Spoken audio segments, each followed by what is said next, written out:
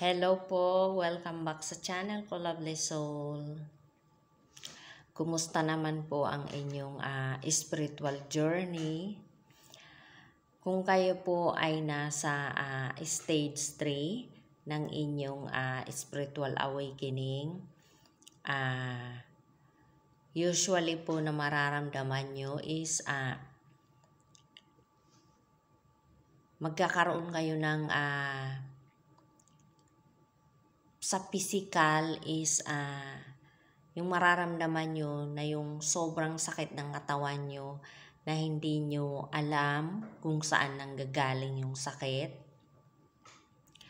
Yung pagising nyo sa umaga, yung parang hindi kayo makabangon kasi sa sobrang sakit ng katawan nyo. Yung pakiramdam na hindi nyo maintindihan yung sarili nyo.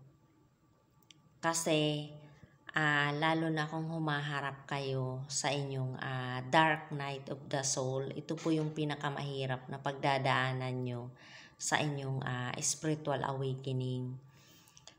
Kasi lahat ng mga nangyari sa inyo, kahit nung bata pa kayo, na lahat kailangang pagalingin, is ibabalik po yun sa inyong isipan.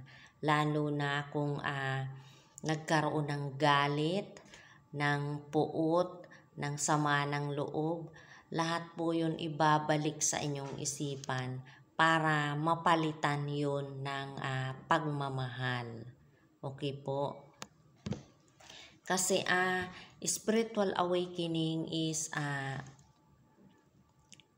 more on love, okay? More on love from your heart ang ipapalit, okay?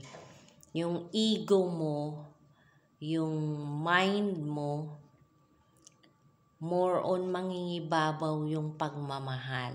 So kaya lahat ng mga na-experience mo na hindi maganda, lahat ng mga nangyari sa'yo or ginawa mo na hindi maganda, lahat po yun ibabalik sa inyong isipan para lahat yun is pagalingin, para lahat yun is mapalitan ng pagmamahal. Okay po?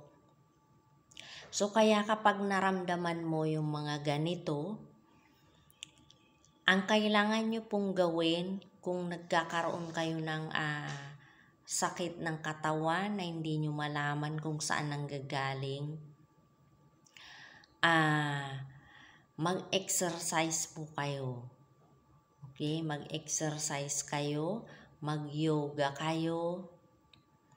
Makakatulong po yan para magkaroon ng balance ang iyong katawan. Maging balanse ang inyong katawan. And sa mind naman, ang kailangan nyong gawin is mag-meditate kayo. Okay? And alam kong kung nag-uumpisa kayo sa pag-meditate, alam kong mahirap yun. At baka hindi kayo makatagal. So, ang gawin nyo po is umpisahan nyo kahit 3 minutes lang muna. Okay? And then, kapag nasasanay na kayo, saka nyo na lang i-increase yung time ng pag-meditate.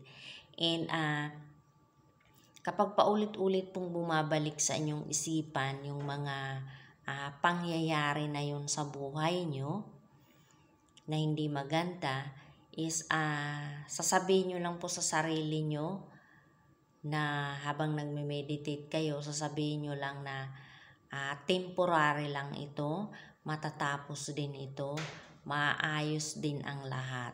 So, ganun lang po yung sabihin nyo paulit-ulit habang nagme-meditate kayo. Yun ang ipalit nyo doon sa isip nyo, doon sa mga nangyari na hindi maganda, okay? Kasi darating at darating yung time na yung mga pangyayari na yun sa buhay nyo na hindi maganda is mapapalitan din po yun ng pagmamahal. Okay po, lovely soul? So, ganun lang po yung gawin nyo para maging tuloy-tuloy yung inyong journey, okay?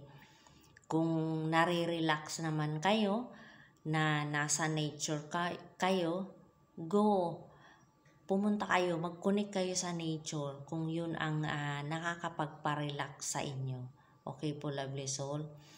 Alam kong mahirap dahil pinagdaanan ko po yan.